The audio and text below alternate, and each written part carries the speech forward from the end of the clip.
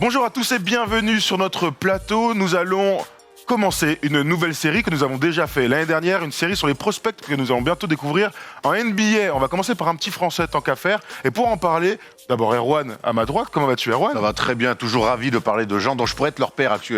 Oui. Donc ça me fait toujours bizarre. Kylian Hayes est né en 2001. Ouais, Donc voilà. même moi je pourrais... non, j'avais 11 ans, c'est pas possible. Et donc pour découvrir, si vous ne les connaissez pas, les futurs joueurs NBA, nous sommes avec Alex d'Envergure. Ça va? Ça va très bien et vous? Ça va, écoute, impeccable. T'es un habitué du plateau maintenant. Bien sûr, toujours ravi de venir. C'est vrai. Ta petite place là, allez, t'es bien. Hein Ouais, je vrai. suis au chaud. Il n'y a que Alan qui vient te la prendre de temps en temps. Ouais, mais Alan il va venir aussi pour parler. Absolument. Le but c'est de faire une dizaine de vidéos sur une dizaine de joueurs, des Français, des top prospects, la Melo Ball par exemple et ainsi de suite, mais aussi quelques joueurs qu'on connaît pas vraiment. On parlait de style un peu tout à l'heure. On va essayer de faire un espèce Steve de... Nash. Tout à fait, Steve Nash, dans l'air du temps. Il est plus joueur qu'est coach d'ailleurs les gars. Faut absolument. vous mettre à jour, je sais pas si vous aviez l'info. Des styles, des gros prospects, des mecs qu'on retrouvera globalement. Oui, on retrouve déjà sur Envergure. On a essayé de sélectionner des mecs qui allaient probablement être pris dans le top 10-12 quoi. Tant qu'à faire. Voilà, c'est ça. Donc qui vont être sur le haut de la draft et que oui, vous pouvez retrouver leur profil sur notre site un peu plus fouillé. On en a déjà parlé dans les podcasts. Là, on va essayer de résumer l'essentiel. Absolument, 20 minutes par joueur pour essayer d'être le plus complet possible avec des petits débats, avec leur profil. Un petit mot sur Envergure. Le big board, les big boards en général se passent bien. Il y a eu la loterie qui est sortie il y a quelques semaines et pourtant vous faites toujours un big board sans la loterie. C'est bien ça? Ouais, c'est ça. Il y a une différence. En gros, un big board, c'est le classement des joueurs. Par talent ou par potentiel. Voilà, par potentiel. Après, chacun fait le classement qu'il veut, mais je veux dire, c'est des classements personnels. C'est pas en fonction de telle ou telle franchise qu'il va choisir. Et après, il y a les mock drafts. Donc là, c'est en fonction des équipes qui choisissent première, deuxième, troisième, en fonction même des infos qu'on peut avoir à droite à gauche. On va mettre ce joueur qui irait plus dans telle ou telle franchise. Voilà. D'accord, très bien. On regarde en même temps le big board justement sur Envergure. Donc taf, hein. top 60, hein, donc il y a 2 tours. Là, il y a top 60, mais du coup, nous, on est forcé de... Moi, j'ai un top 100, Alan, il a un top 100. Enfin, voilà, on est obligé d'aller un peu plus loin. 100 mecs, hein. J'imagine que les 10 derniers doivent être vraiment très intéressants. C'est un peu obscur, ouais. Ça doit être très obscur. Il y a Malakoff qui est sur le dernier d'ailleurs. C'est clair. Alors aujourd'hui, on s'intéresse à un Français. On voulait ouvrir le bal avec Kylian Hayes. On a déjà parlé cette saison, même si c'est une saison qui dure une éternité. Kylian Hayes, donc, qui joue à Ulm en Allemagne. Alors d'abord, pour ceux qui ne le connaissent pas, est-ce que tu peux nous expliquer son profil, s'il te plaît? Donc, français à la base poste 2. 1m96, je sais plus si on a... 96, 97, on a mis. 97, ouais, c'est ça. 90 kilos, donc déjà bien tanké, grand pour le poste. Et en fait, il a glissé vers le poste 1 cette année en arrivant en Allemagne. Enfin, non, déjà l'année dernière, mais je veux dire, cette année, il a vraiment pris des responsabilités avec la balle. Et donc, son profil, c'est un gars offensivement qui peut jouer 1 et 2. Pour l'instant, il est surtout fort avec le ballon parce qu'il peut créer pour lui, aller au cercle, se créer son tir et créer pour les autres. Très bon passeur, surtout avec la main gauche, c'est un gaucher.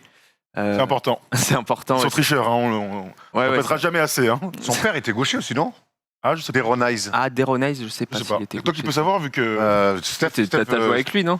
Non. Steph a dû jouer avec lui, au moins s'entraîner, c'est sûr. Mais bref, ça pour dire que son père était un ancien pro qui a joué à Cholet.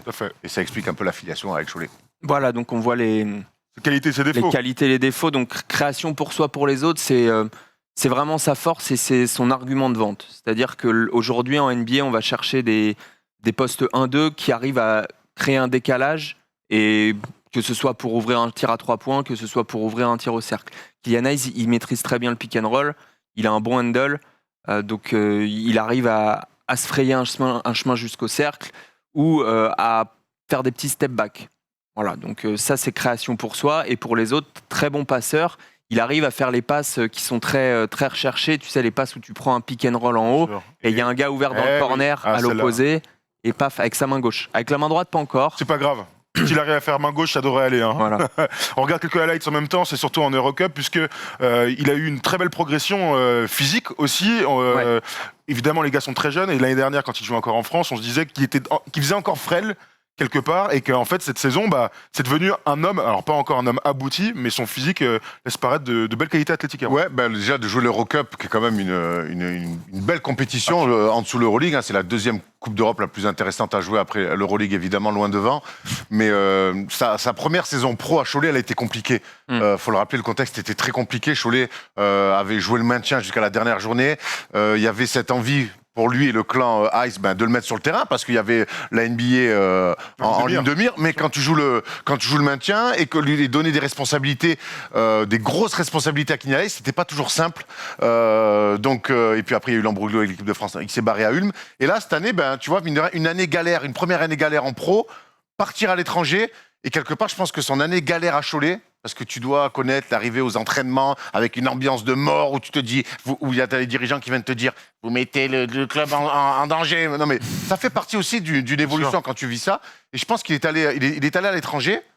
Et en tout cas, avec ce vécu-là, est prêt. Et on l'a vu cette année, en Eurocup, très fort, quasiment 12 points par match. Et puis, tu le disais, il y a beaucoup moins d'espace quand même en Europe, FIBA qu'en NBA. Et il fait des choses qu'on voit faire en NBA, c'est-à-dire ces grandes passes derrière les pick and roll, très fort en lecture pour lui et pour les autres. Et c'est pour l'instant là-dessus qu'il va falloir appuyer. Et c'est là-dessus qu'il va lui permettre, pour l'instant, de commencer à trouver un rôle dans une franchise. Il a été impressionnant sur tout ce qui est, tu le disais, step back et en fait progression derrière les pics et un contre un, la création pour soi, des qualités qu'on recherche évidemment en NBA. Ça, c'est ce qui fait rêver un peu les analystes américains. Il y en a certains qui vraiment le surcotent, selon nous, qui sont là à le mettre premier de leur big board. Par exemple, c'est des choses qui arrivent. Kevin O'Connor de The Ringer, il l'a mis premier de son big board. Ils veulent pas que le truc dont Doncic se répète. Bon. Il n'est pas encore MVP de l'Euroleague, Kylian. Non, parce effectivement, il a fait des super. Enfin, il a une très bonne maîtrise du step back ou du step aside sur le côté.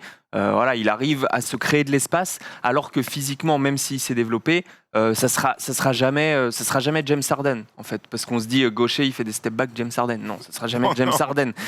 Il a pas le coffre, même s'il va prendre du muscle parce qu'il est monté comme un joueur. Il est grand et costaud, quoi. Voilà, il a des larges épaules. Ça se voit qu'il peut ajouter du muscle encore, que ce soit en haut ou en bas. Donc il devrait gagner en puissance, en capacité de se créer de l'espace face à des joueurs un peu plus frêles ou plus petits, etc. Après, il est pas. Il a pas l'explosivité. Le premier pas, on parle de James Harden, le premier pas de James Harden est un modèle en NBA. C'est peut-être ça qui lui manque parmi ses défauts. Est-ce que c'est sur le côté physique ? C'est pas vraiment un défaut, mais en tout cas, on a fait une vidéo avec son agent Balikouzou, Yann Balikouzou, qui nous disait pour l'instant, on essaye de travailler pour qu'il arrive à être au-dessus de la moyenne en NBA. Pour l'instant, il serait à peu près dans la moyenne. Donc, un joueur dans la moyenne, c'est pas un joueur à qui tu vas donner les clés de ton équipe en play-off. Donc, de toute façon, l'année prochaine, l'année d'après, ce sera pas le cas. Mais pour y arriver, il faudra soit qu'il devienne absolument incroyable au tir, soit qui travaille beaucoup physiquement, mais il y a quand même un plafond physique, c'est-à-dire qu'on ne transforme pas un mec qui court en 12 secondes le 100 mètres en un mec qui fait 9,89. Ouais, c'est ça. À part Ben Johnson, mais on sait pourquoi. C'était pas le seul. Non, c'était pas le seul. Non, mais après, il faut qu'il joue avec ses qualités intrinsèques. La comparaison avec James Harden, il est gaucher, certes, mais James Harden est un petit taureau pitbull, donc forcément, sur ses qualités physiques, il a plus ce côté explosif. Kylian est un meneur beaucoup plus grand, plus élancé. Il me fait penser un peu à la Melo Ball, et la Melo Ball, c'est un peu pareil. Il va vite, mais c'est pas des mecs sur leur premier pas qui sont sur des petits, je m'entends, sur des mecs d'1m92 ou 90, beaucoup plus rapides. Voilà, ça sera jamais des Kemba Walker sur le changement de rythme, mais pas grave, ils ont d'autres qualités parce qu'ils sont grands. Ouais. Est-ce qu'on peut revoir, s'il te plaît, Tom, le tableau qualité-défaut, justement pour aller sur les défauts, on parle un peu du physique, mais qu'est-ce qu'il y a d'autre comme défaut par rapport à Kylian ? Ce qu'on notait, c'est le jeu sans ballon. Alors, il a très peu joué sans ballon. En fait, il a tout le temps dans les mains en même temps. Il avait beaucoup. Il vaut mieux ça, sauf que en NBA, quand tu arrives en tant que rookie ou même en tant que deuxième année, tu vas pas forcément l'avoir dans les mains le ballon. À part, franchement, Ja Morant, c'est une exception, quoi. C'est rare qu'il y ait un meneur qui ait les clés dès sa première saison avec la responsabilité de la création. Donc, il y a de grandes chances qu'il tombe dans une équipe où, même s'il a le ballon de temps en temps, il va aussi devoir jouer off the ball, loin du ballon. Et donc, il a vraiment eu des pourcentages, j'ai pas les chiffres en tête, mais au niveau du catch and shoot, c'était très moyen. En gros, il avait un meilleur pourcentage en sortie de dribble, step back, etc., à 3 points, que sur des catch and shoot. Pour des diverses raisons, il y a des physiques qui sont plus faits pour shooter en sortie de dribble que pour le catch and shoot. Voilà, c'est quelque chose qui peut travailler parce qu'il a une très bonne adresse au lancer franc, donc il n'y a pas de raison qu'il n'y arrive pas. Mais il faut vraiment travailler là-dessus parce que s'il n'est pas une menace de loin, et finalement là, ça va resserrer les défenses et ça va forcer le coach à dire tu vois, tu gâches un peu notre spacing, ça vaut peut-être pas le coup, même si tu as des qualités à la création, à la passe, intelligence, etc. Ça vaut peut-être pas le coup de te mettre sur le terrain, quoi. Après, j'ai pas l'impression que. Enfin, l'avantage de quand t'es un bon shooter naturel après un dribble, la transition vers Oui. le mec qui une bonne passe à un tir ouvert, elle est pas difficile. Je préfère cette évolution-là que l'inverse. Bien sûr, c'est beaucoup plus facile dans ce sens-là, mais c'est quelque chose à surveiller et à D'accord. travailler. Après, il y a une réalité aussi, tu vois, tu parlais de Ja Morant par exemple, mais quand tu es un meneur de jeu, créateur, pick and roll et tout ça, et que tu es un haut choix de draft, parce qu'on se dirige vers un haut choix de draft pour Kylian, en général, on te fait confiance quand même. Et depuis tout à l'heure, tu vois, on discute et tout, et je sais que t'es pas très fan des comparaisons avec les anciens joueurs NBA, et ça, je l'entends complètement, mais il n'empêche que ça m'a fait penser à un gars en termes de, et dites-moi ce que vous en pensez, gaucher, bon sur pick and roll, bon passeur, bon shooter, physique dans la moyenne, ou moins pour lui du coup, c'est D'Angelo Russell. Oui, c'est une très bonne comparaison. Je pense que Russell est un peu plus grand, pas beaucoup, mais il doit. 97, je suis pas sûr. Hein. Ah ouais. Enfin, je veux Bon. dire, Kylian est grand quoi. Il me paraissait 97, plus long en tout cas peut-être que Russell. L'avantage qu'il a sur Russell, c'est qu'il défend plus, ça c'est sûr. Même moi, je défends plus. Ouais, aujourd'hui, hein. Moi, j'ai toujours défendu, attention. Non, il a vraiment progressé en défense, il a pris du coffre, il arrive à passer au-dessus des écrans, etc. Après, j'ai l'impression qu'au même âge, il y a quand même Russell, il avait un talent un peu supérieur. Bien sûr, numéro 2 de draft, tu sors de fac, peut-être, après, Mais c'est vrai la que NBA, tu sais, en ce moment, il se passe tellement de trucs Mais avec Lucas, hein, mais c'est pour ça que t'arrives en NBA, t'es capable de taffer direct. la vraie question avec Kylian, c'est où il va tomber. C'est toujours pareil. C'est la NBA, c'est tellement un peu. Tu peux tomber selon les franchises. Bien Même sûr. tu tombes à Miami, tu parlais du jeu off the ball, il va falloir qu'ils s'y mettent rapidement. Quand je vois les Tyler Hero, qui étaient des mecs habitués à avoir la balle et qui l'ont quand même pas mal à Miami, mais qui sont aussi capables de jouer sans ballon. Donc tu imagines, tu tombes chez Miami, ça m'étonnerait, hein, mais sur un coach comme ça où on veut, ou Brad Stevens par exemple, où il faut se passer la balle, il y a pas mal de jeux sans ballon, poser des écrans, ouvrir, en bénéficier. Mais là, sur le jeu sans ballon, il va falloir progresser. Mais ça, c'est pareil. Quand tu sens le jeu, ça c'est pas le truc le plus dur à prendre quand t'es en plus meneur de jeu, que t'es déjà quand même avec un QI basket assez élevé. Quelques petites stats pour notre ami Kylian. Cette année, il est à 39% à 3 points, 91 au lancer franc. 39% en Eurocup. En Eurocup, c'est les stats Eurocup, mais en même temps, c'est ce qui fait foi quelque part. Ouais, mais il y a plus de matchs en championnat allemand et en championnat allemand, il est à 22. Alors on va pas le dire ça, on va pas le dire. C'est vilain ça. 22, c'est pas beaucoup. Par contre, je sais que parmi les axes de progression, tu regardes souvent le lancer franc, et il est très très haut au lancer franc. 87% je crois au lancer sur la J'ai saison. 91, moi, ça doit être en Eurocup. Ouais, c'est ça. Mais quand on est au-dessus de 85, c'est très bon. Quand on est à 90, c'est très, c'est les meilleurs. En gros, pour savoir si un joueur va être bon au tir, on regarde le pourcentage à 3 points, c'est le meilleur indicateur, mine de rien. Le nombre de tirs à 3 points qu'il prend. Les shooters shootent. S'ils en prennent beaucoup, ça veut dire qu'ils sont susceptibles d'en mettre beaucoup, même s'ils en mettent, ils ont une saison entre guillemets 100. Et le pourcentage au lancer franc. Le lancer franc, ça va prouver que le joueur a une mécanique assez propre, assez clean, il est bien dans l'axe. Enfin, Kylian, son shoot est impeccable. Il n'y a pas de souci là-dessus au niveau de la mécanique en tout cas. Quelques autres petites stats, 6 passes par match, c'est bien. Sur 25 minutes en moyenne, donc c'est assez haut. Et enfin, 1,5 interceptions par match, ça aussi c'est bien. Alors, la défense, évidemment, ce n'est pas l'interception, on ne le dira jamais assez, mais pour les meneurs de jeu, c'est toujours important d'avoir la main. C'est pas de la défense, mais ça prouve que t'es malin. Ouais. Au moins. Dwayne Wade était un défenseur correct, mais il était capable de se mettre des pelés. Mais par contre, il était malin. Donc ça montre aussi, on parle de QI. Le meilleur exemple, c'est Allen Iverson, qui était à 3 interceptions par match, qui est un piètre défenseur sur l'homme, mais qui était malin, donc qui sentait bien les coups. Et les interceptions, c'est une des stats qui va le plus se transférer. C'est-à-dire, vous pouvez avoir un joueur qui met 20 points en NCAA ou à l'étranger et qui va mettre 5 points en NBA, mais par contre, les interceptions, généralement, il sera à plus de 1. Un mec qui est bon aux interceptions, qui est au-dessus de la moyenne aux interceptions avant la NBA, il va l'être probablement en NBA. Et Kylian a toujours eu, même quand il jouait poste 2, très bonnes mains. Très bonnes mains rapides, tu vois, toujours dans les lignes de passe, toujours où le mec qui dribble devant lui, voilà, des mains rapides. Il est capable de mettre des contres aussi. Même s'il n'a pas un physique exceptionnel, il a un bon timing, il est capable d'aller aider, il a le QI pour faire les rotations au bon moment, etc. Ça, c'est très important dans les défenses NBA. On te demande, les schémas défensifs sont très avancés, on va te demander d'aller flotter à l'opposé, etc. dans les aides, quoi. On va s'intéresser maintenant à sa position dans la draft, puisqu'il pourrait être le Français le plus haut drafté de l'histoire. Il pourrait, il pourrait. selon nous, il devrait, mais C'est Franck, hein, le C'est Franck, Franck. 7ème, 6ème, j'ai toujours un doute. Avec, Franck, des 7e. juniors. 7ème, Franck, 7ème. Non, mais entre 6ème et 7ème, j'ai toujours un doute. Mais 7ème. Et Dennis Smith 8e. Junior, 8ème. Je vais regarder. hein, Franck parce que 8e et Ouais, Dennis Smith Dennis 9e. 9e. 9e. Moi, je dirais J'ai ça, toujours un doute, c'est catastrophique, mais bon. Ouais, C'est pas grave. Il a de la marge Peu du coup, importe. puisque là vous l'annoncez Nous- 4ème. Nous, on le voit 4ème. Après, ça dépend des classements, etc. hein. C'est pas toujours.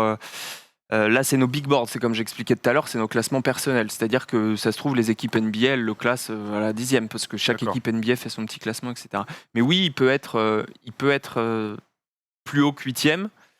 D'autant plus que c'est une classe de draft un peu étrange sur le haut, c'est-à-dire qu'il n'y a pas de superstar évidente, il n'y a pas de Zion, mais il n'y a même pas de Ja Morant dans cette draft, il n'y a pas de gars évident où tu te dis, ce gars-là il est au-dessus du lot et on est sûr qu'il va faire au moins quelque chose dans sa carrière, pas borderline all-star quoi. Il y a D'accord. les joueurs qui sont très forts, les Anthony Edwards, les James Wiseman, les LaMelo Ball.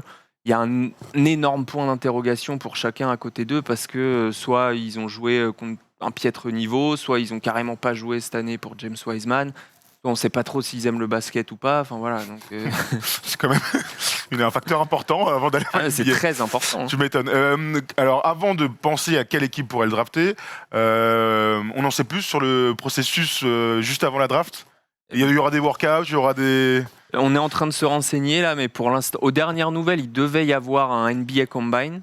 Donc Ah, il ils voulaient le n'y faire. aura pas de workout dans les franchises. D'accord, ça c'est officiel. Ça, c'est quasiment sûr, parce que là, ils ont fait une bulle pour jouer, donc ils vont pas éclater la bulle pour aller faire des workouts avec 2-3 joueurs, surtout qui viennent de partout dans le monde. Quoi. Ils viennent pas que des États-Unis. Et donc, il y aurait un NBA Draft Combine, donc c'est-à-dire un événement où les joueurs peuvent venir, les candidats à la draft viennent. Surtout, il y a des tests médicaux. C'est-à-dire que c'est des médecins officiels qui vont voir, qui vont vérifier leur passé médical, leur historique de blessures, etc. Qui vont les mesurer aussi, les mensurations officielles pour les équipes. Ça, c'est très important pour elles. Et puis, il y aura peut-être, alors ça reste à voir, mais donc le plus important, c'est le médical. C'est-à-dire c'est ce que les équipes bien sûr. attendent parce qu'elles les ont vus jouer. hein. Elles n'ont pas besoin de le voir shooter dans le corner pour savoir qui sait faire. Quoi. Mais il y aura peut-être des petits shooting drills, des des exercices. trucs, On va le faire shooter après mouvement. De la branlette donc, hein, évidemment. On va pas se Il n'y mentir. aura pas d'opposition, probablement. Non, c'est sûr. Mais ça, ça fait partie des interrogations. On essaiera de répondre à ces interrogations un peu plus tard. Ouais. On sait même pas. Là, officiellement, la draft peut changer de date. Donc, Pour l'instant, c'est 16 octobre, mais pour l'instant, quoi. pour l'instant, absolument. Alors, quelle équipe pourrait drafter notre Français favori, donc Kylian Hayes? Il est annoncé 4ème globalement. Ouais, peut dire. ouais, Alors, ouais. Alors, est-ce qu'on peut, s'il te plaît, voir Tom Dans les mock drafts, il est plus bas. hein. Il est un peu plus bas pour toi. Enfin, Dans, les dans- mock drafts. dans les mock drafts, D'accord. c'est-à-dire parmi les insiders NBA, ceux qui ont un peu une oreille dans les franchises, même s'il y a beaucoup d'écrans de fumée et les franchises Bien disent sûr. pas vraiment ce qu'elles vont faire. hein. Il est un peu plus bas, il est plus autour de la 10e position. Il est plus entre il a 7 et chuté. 10 D'accord. entre 2 et 7. Quoi. Alors, dans ce top 10, quel serait le meilleur endroit pour lui? Alors déjà, je peux te dire qu'il n'a pas fait d'interview avec Cleveland. Ça, c'est son agent qui nous l'a dit. Donc, ce serait vraiment très étonnant que Cleveland le draft. Cleveland ne veut pas d'un Ils vont arrière. prendre 3 meneurs en 3 ans. Ouais, c'est ça. Du même profil. Cleveland ne veut pas d'un arrière et le clan Hayes veut pas trop du coup aller Ça tombe bien. s'embourber à Cleveland. C'est pas plus mal pour lui. Joachim Noah est d'accord avec ça. hein. Ouais. On a Chicago en 4. Chicago, 4, ça paraît haut, hein, parce qu'il y aura encore beaucoup de meneurs américains, et mine de rien, il y a toujours cette histoire, il jouait dans le championnat allemand. C'est pas, comme on le disait tout à l'heure, c'est pas Doncic qui était MVP de l'Euroleague non plus. Quoi. Il a joué dans le championnat allemand et en deuxième, en petite Coupe d'Europe, entre guillemets. Donc il y a toujours cette interrogation, il n'a pas joué face à un niveau énorme, etc. Même si c'est largement au-dessus du niveau NCAA, hein, Bien sûr. très clair.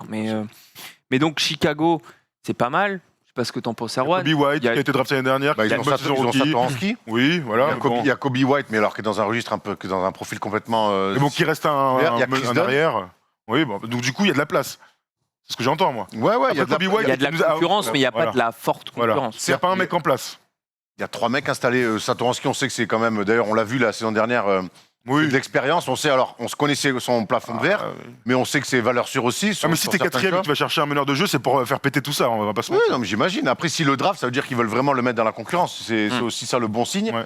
Maintenant, c'est toujours pareil. Arriver dans une équipe où il y a Je crois 4 pas du mecs, tout, moi, les Bulls. J'y crois pas du tout. j'y crois pas trop. Ah, quand tu prends Kobe White, tu prends pas Kylian Hayes l'année d'après. Honnêtement. Surtout qu'il a montré des choses, et en plus, Polo qui est fan des Bulls, est d'accord. Alors, pas les Bulls, pas Atlanta, enfin, a priori. Ah, bon, alors, Atlanta, nous, on a fait une mock draft avec Rémi Reverchant à Debine et on se disait qu'on le verrait bien. Atlanta Backup. cherche un backup où aujourd'hui il y a plein d'équipes qui jouent avec 2 arrières. jouer 2, hein, ouais. Et Kylian est largement capable de défendre des postes 2. Il est grand, il est long. C'est une grosse cote, hein. C'est une... Oh là, Après, est-ce que jouer derrière Trae Young, c'est pas un petit peu. Pour un meneur créateur. Et les gens qu'il y a autour aussi, parce qu'il n'y a pas que Trae Young, hein, il y a quand Oui, même. mais Trae Young, ça peut le décharger aussi. Enfin, Trae Young, il perd je sais plus combien de ballons par Trop. match parce que il a 35% d'usage. Mais Il a tout le temps la balle entre mais les mains. t'as- Et il n'y a personne d'autre qui peut créer avec lui. Certes, mais il y a quand même des mecs qui sont des joueurs qui ont pas mal montré des choses. Cam Reddish, DeAndre Hunter. Cam Reddish, ça joue loin du ballon. Non, DeAndre certes, Hunter. mais il y a des mecs à qui il y a pas mal déjà de mecs installés. Et puis moi, je pense que jouer derrière Trae Young, même En si tant tu dis que qu'il faut meneur, le, c'est dur, hein. même Ah si ouais, tu moi, dis qu'il faut le décharger, à un moment donné, pour moi, tu ne prendras que les miettes. Bah, peut-être que tu prendras que les miettes, mais peut-être aussi que tu arriveras à un backcourt très fonctionnel. Avoir tout le temps un créateur sur le terrain, c'est très important. Ça manque beaucoup à Atlanta. Il pourrait être dans les mêmes systèmes en plus. Voilà. Et les deux peuvent jouer ensemble. Trae Young peut jouer loin du ballon, c'est une telle menace au tir. Tu le fais courir autour des écrans, il peu ouvre comme Curry, quoi. des espaces dans Il n'a le. pas le même physique hein, que Curry. Non, Curry, c'est mine sûr, de rien, c'est il sûr, est c'est grand, sûr, il est c'est truc. Le Trae Young, c'est quand même un pequeño que pour le défendre loin du ballon. Lui, tu peux, si tu lui durcis loin du ballon, ça devient très compliqué. Je dis pas que c'est la meilleure option, je dis juste que c'est un truc à envisager Ok. parce que Non, c'est pas à écarter parce que Trae Young. D'accord, ok. Il faut pas juste Oui, non. un mec qui peut manier le ballon par équipe, quoi. Bah alors, du coup, il nous Mais reste. L'option évidente, c'est Détroit. Voilà. Bien J'ai sûr. Alors là, l'impression pour que ça le nous coup, parle. ouais. Détroit ou New York en vrai. Pour plusieurs questions, à New York, le contexte est compliqué. Ah oui, pour le meilleur endroit possible, évitons New York. Donc Détroit, donc. commence pas. C'est le pire endroit possible. Pour un joueur français, en plus. Moi, si demain je vais à New York, je suis pas bien, je suis bien. Ah, mais hein. tu n'es plus un joueur français peut-être, mais. Vas-y. Détroit, pour la place qu'il y a au poste de meneur, c'est évident. Pour les ambitions de l'équipe qui ne seront pas tout de suite élevées, donc il aura le temps de faire des conneries, de perdre des ballons, de s'acclimater au système NBA. Son mentor, depuis plus d'1 an, c'est Will Bynum. Donc on sait que les front office changent rapidement, etc. Mais Will Bynum, il a passé longtemps à Détroit, il connaît bien la ville, il doit encore connaître des gens là-bas. Ça peut vachement l'aider dans son acclimatation, même si on n'en a pas parlé, mais un des gros avantages de Kylian Hayes, c'est qu'il est bilingue. Bien sûr. Ah Et ben ça, oui, c'est Il s'appelle très, pas très Michel important. Durand, ça c'est sûr. Non, mais non, mais c'est vrai, t'as raison. Comme Tony Parker, au bout d'un moment, les mecs sont américains, hein, Ouais, ils n'ont c'est aucun ça. problème. Edwin à faire. Jackson. Ouais, bien sûr. Mais, oui, ça lui a moins servi quand il est NBA, Edwin. Je sais pas. On parlait de mecs bilingues, c'est pour ça. Chris Roche aussi bilingue. Oui, c'est vrai. Ça Et lui a donc, moins servi pour la NBA. Détroit, je pense que voilà, ils auront la place pour le faire jouer. Il aura des minutes là-bas. Alors certains disent oui, en plus il sera avec Sekou qui est déjà français là-bas. Je pense pas qu'il ait besoin d'avoir forcément un français dans l'équipe où il va. Il a pas besoin de ça pour s'acclimater, mais ça pourra pas faire de mal. Et à Détroit, oui, il aura la place, il aura des minutes dans une équipe quand même qui a une vraie ferveur autour d'elle. Et 7e, du coup, c'était 8e, Franck. Ouais, ce serait le français le plus haut drafté. Alors, Moi, ce que en j'aime un bien chez mot, Détroit- s'il vous plaît, Vas-y. chers amis, en un mot, dites-moi où est-ce qu'il va atterrir. En un mot. Oh, Et ensuite, on passera à un autre joueur. Moi, j'aimerais qu'il aille à Détroit pour toutes les raisons que vient de citer Alex. Et puis, bon coach aussi, Dwayne Casey, qui est Ouais. un peu un coach strict. C'est bien aussi quand tu es un jeune meneur comme ça, de tomber sur un coach un peu strict. Et puis, il y a plein mal de profils de jeunes à développer aussi à Détroit. Et ils prendront le temps avec Et lui. ils prendront le temps. Voilà. Mais tu vois, c'est con, on parlait de Sekou, au-delà du fixe français, c'est un joueur à développer. Ouais. Il y a pas mal de profils comme ça aussi là-bas. Donc voilà, il y a un renouveau. Ils ont évacué Drummond. Je pense qu'ils vont réfléchir à comment évacuer notre ami Blake Griffin. Et donc, ouais. Détroit. C'est peut-être le bon moment de débouler là-bas. Détroit pour Erwan. Pour la reconstruction. Moi, je pense, si je devais mettre ma main coupée, je mettrais plus Phoenix.